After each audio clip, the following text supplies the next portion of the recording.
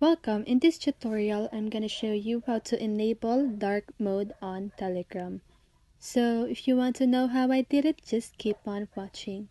So if you are using Android or iPhone, don't worry because the process is still the same. So let's get started. So first, you want to open your Telegram app, then make sure that your account is logged into it, okay?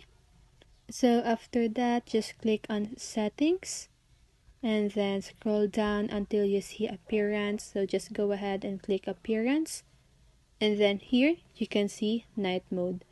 So if you want night mode, just go ahead and toggle that switch on. So as you can see, the background is now black. So if you want to bring it back to the original background or the light mode, just go ahead and toggle that switch off.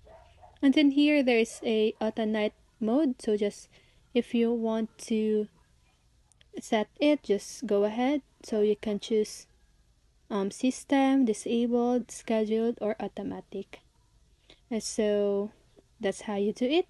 I hope this video helps you, and if it did, make sure to like, subscribe, and hit the bell notification so you won't miss a video. See you on the next one and have a great day.